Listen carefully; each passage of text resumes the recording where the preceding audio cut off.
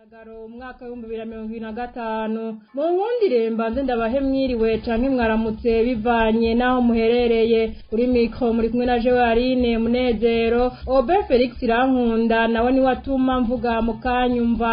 Mu nkundire ndayahere ku ngingo nkuru ziyagize. Muri komine Musongati ntara ya Burunga hatangujwe igikorwa co kubaka ibarabara ry'indarayi rizohuza igihugu c'u Burundi na Tanzania. Ngo naho iryo barabara ry'indarayi rifise ico rizoterera mu iterambere ry'igihugu, bamwe n'abandi bamenyesha ko impinga ikiri ndende kugira Burundi buzoshike ku mbona kazoza 2040 2060.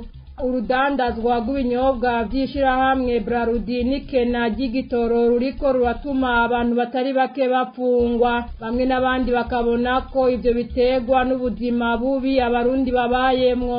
Muraza no kumva ibijanye n'umukuru w'umugwi ujejwe amatora muri komine ya Rumonge intara ya Burunga adomwa ko urutoke n'abanyagihugu ko yakuye ku ntonde bamwe mu bitoreza ibibanza vy'abakuru b'imitumba hamwe n'abakuru b'amakartier. Mukanya tuja mwidonido. Ndasubiye kubaramutsa nongera ndabaha ikaze. Mwari muhejeje kuvyumva mu ngingo nkuru. Umukuru w'igihugu c'u Burundi Evariste Ndayishimiye ari kumwe n'umushikiranganji wa mbere wa Tanzania Kassim Majaliwa bashize ibuye rya mbere ry'umushinge ahazokubakwa ibarabara ry'indarayi rizohuza igihugu c'u Burundi na Tanzania ku ruhande rw'u Burundi kuri uwa gatandatu igenekerezo rya 16 Myandagaro umwaka wa 2025 muri komine Musongati intara ya Burunga. Makame Malawa umushikiranganji w'ubutare n'agataka wa Tanzania ari nawe arongoye umugwi uriko urubaka iryo barabara yabanje kwereka abashitsi no kubasigurira uko ibikorwa bitegekanijwe, akaba yashikirije ko iryo barabara riri ku birometero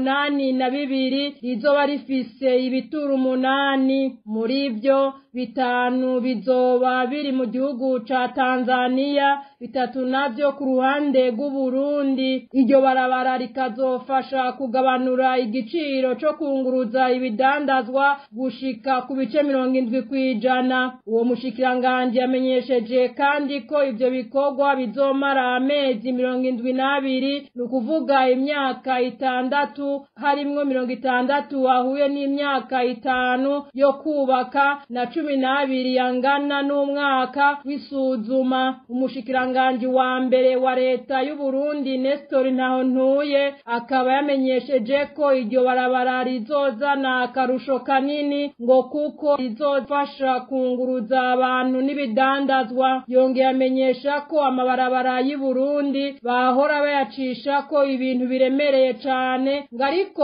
ubu wagiye kuremurugwa. Ngo uwo mugambi w'iryo barabara ry'indarayi ngo ni intambwe nziza izoshikana u Burundi kuri yambona kazoza y'igihugu cifashe mu mwaka wa 2040 giteye imbere mu mwaka wa 2060. Ngo naho iryo barabara ry'indarayi rifise ico rizoterera mu iterambere ry'igihugu, bamwe n'abandi bamenyesha ko impinga ikiri ndende kugira u Burundi buzoshike ku mbona kazoza 2040 2060. Byose ngo bihagaze ku burongozi bwiza, ubwo nabwo abarundi ngo ntabwo barabona. Bagasaba abanyagihugu kuja hamwe bashireho indongozi zibereye.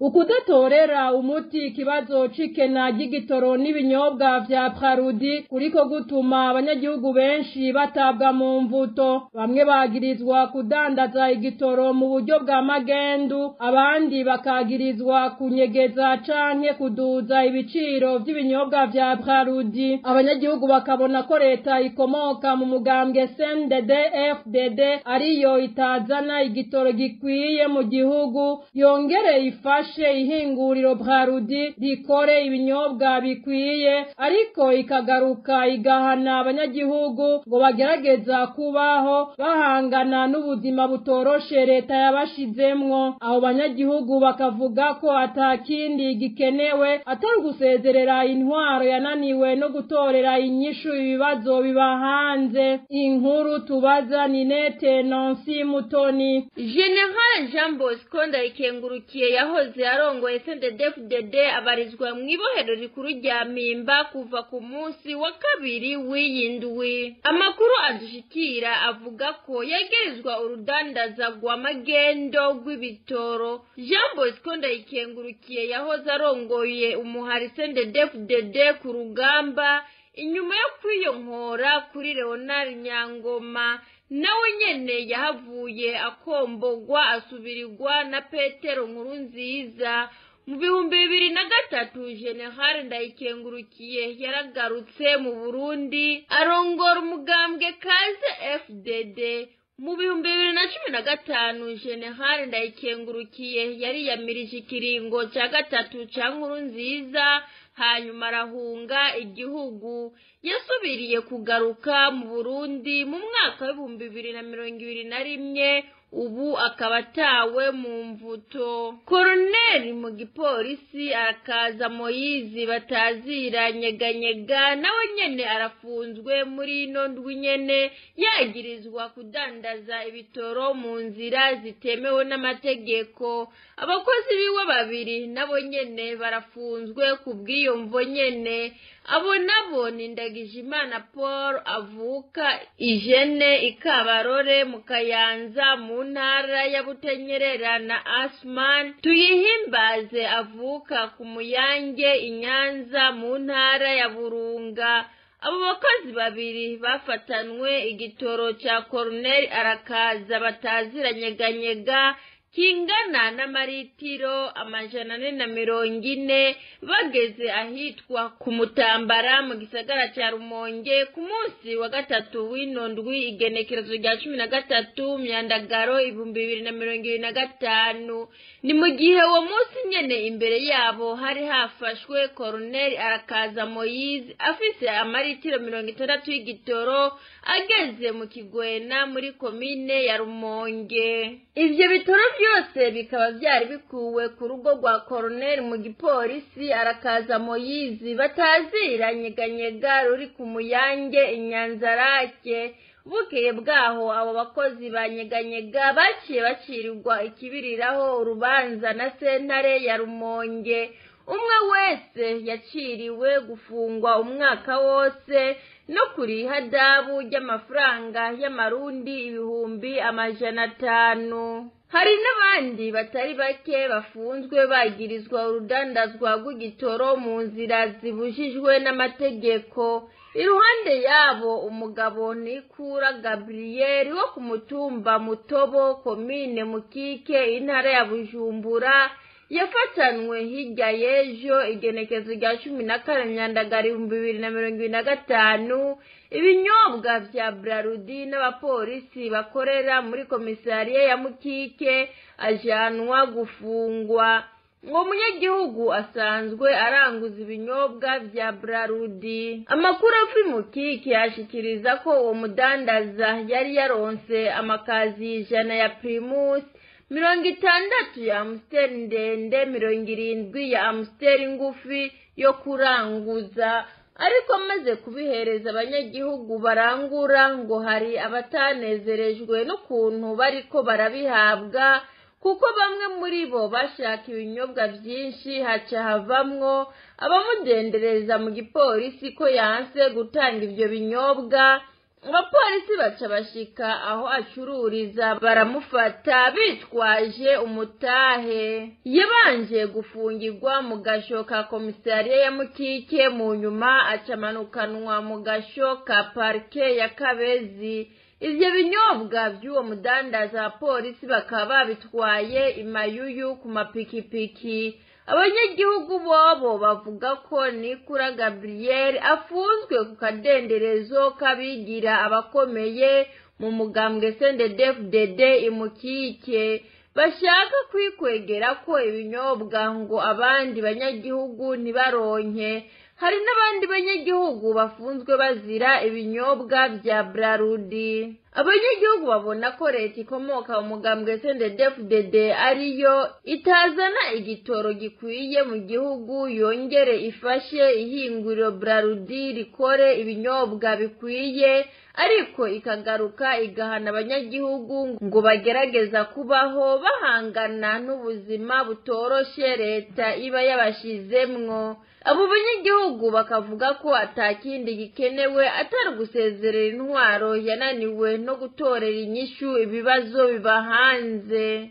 Ninete Nancy Mutoni urakoze. Hagati aho umushikiranganji Dr. Hassan Kibeya aramutswa ubutare, amasoko ntanganguvu, inganda n'ubukerarugendo yarayakiriye umuganwa Sheikh Mansur bin Jabor arongoye Al Mansur Holding, ishirahamwe ryinjiza imiliyaridi zirenga 7 z'amadolari ku mwaka. Uwo mugwizatunga wo mu muryango w'ibwami Qatar ari mu Burundi yatumiwe na Perezida Evariste Ndayishimiye mu rugendo arimwo muri Afrika, ahazogendera ibihugu bishika ku 10. Bikavugwa ko yemereye igihugu ca Republika ya Kongo iharanira intwaro rusangi kugishiramwo imitahe ingana n'amamiliyaridi 200 by'amadolari y'abanyamerika. Mu Burundi bivugwa ko imitahe wo mugwizatunga yemera kuhashira ishika ku miliyaridi zirenga 5 z'amadolari y'abanyamerika, harimwo n'ibijanye no gutorera inyishu ikibazo c'ibitoro. Abatari bake bakaba badafise icizere ku nyishu y'ibura ry'igitorongo, kuko umukuru w'igihugu yari yamenyesheje abarundi ko amafaranga azoza arakoreshwa mu kugura igitoro azohora ava mu nyama z'inkwavu zizogurishwa mu mahanga zivuye mu Burundi, ngo none inkwavu zivamwo izo nyama nazo babona. Bahanura abarundi kubandanya barondera uko baronka indongozi zitaho ibibazo vyabo zibitorera inyishu. Reka tubone dusere mu buhinga bw'ivyuma batumirira amate, duce tubandanya amakuru ya Radio Haguruka. Urongoye umugwi ujejwe amatora muri komine ya Rumonge intara ya Burunga aragirizwa kuba yarakuye ku rutonde bamwe mu bariko barahiganirwa ibibanza by'abakuru b'imitumba n'amakartier muri yo komine. Bamwe mu banyagihugu babona ko ari ikumirwa hamwe n'uburyo bwo kuzokwiba amatora nk'uko byagenze ku bajenama b'amakomine, mu gihe ujejwe umugwi Cecile Rumonge we sigura ko abo bantu bakuwe ku rutonde kubera inyifato yabo itabereye. Iyo nsiguro isa n'itanyura bamwe mu banyarumonge, bakabona rero ko abarundi batoguma bemera intwaro ishaka kwigumiza ku butegetsi kandi ataco yabamariye, bavire hasi rimwe nyabuna bayikureko. Inkuru twateguriwe na Dondo Dyemba z'umutima. Akarorero Radio Haguruka imaze kumenya kabakuwe ku ntonde z'abazokwitoza mu bibanza vy'abakuru b'imitumba n'amakartier muri komine ya Rumonge, nako ku mutumba wa Kanyenkoko. Abanyagihugu bahaye amakuru Radio Haguruka ariko batashimye kuvugira ku vyuma vyacu, bashikiriza ko kuri uyu wa kane igenekerezo rya 14 Nyandagaro uyu mwaka wa 2025 hamanitswe intonde nshasha ku biro vy'umugwi ujejwe amatora muri komine Rumonge sesi. Mu majambo avunaguye y'igifaransa baraheza basanga hari 4 mu bahiganwa bakuwemo. Abo banyagihugu bo ku mutumba wa Kanyenkoko bemeza ko ku rutonde rwa kera abahiganwa bari 12, ariko kuri ubwo rushasha ngo hariko 8 bonyene. Abo banyagihugu babandanya bavuga ko abakuwe kuri izo ntonde bakorewe akarenganyo mu gihe bari bamaze gukoresha uburyo butari buke mu kwiyamamaza barondera amajwi. bagatomora ko bitumvikana ingene abantu bakugwa ku rutonde batabimenyeshejwe kandi bari bakwije ibisabwa mu madosiye batanze. Filemo naho abandi arongoye umugwi ujejwe amatora muri komine ya Rumonge intara ya Burunga akaba ari we yagerezwa kuba yarakuye ku rutonde bamwe mu bariko barahiganirwa ivyo bibanza. Uyo mutegetsi wewe asigura ko abakuwe kuri izo ntonde basanze hari amwe mu makosa atabemerera kwitoza, akadoma urutoke ku nyifato itari nziza. Umvirize Filemo naho abandi arongoye Cecile Rumonge ni ku majwi dukesha radio Shima FM.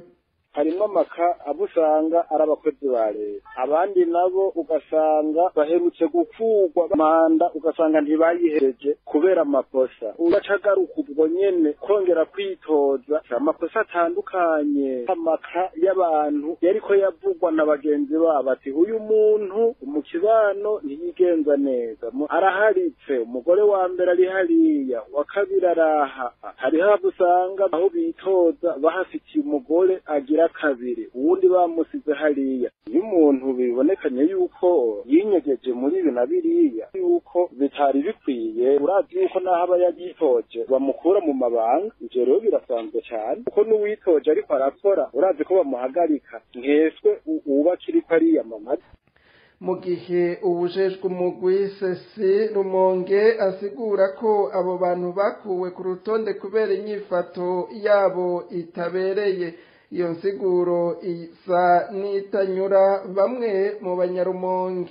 Abo banyagihugu babona ko ari ikumirwa hamwe n'uburyo bwo kuzokwiba amatora nk'uko vyagenze mu matora y'abajenama b'amakomine.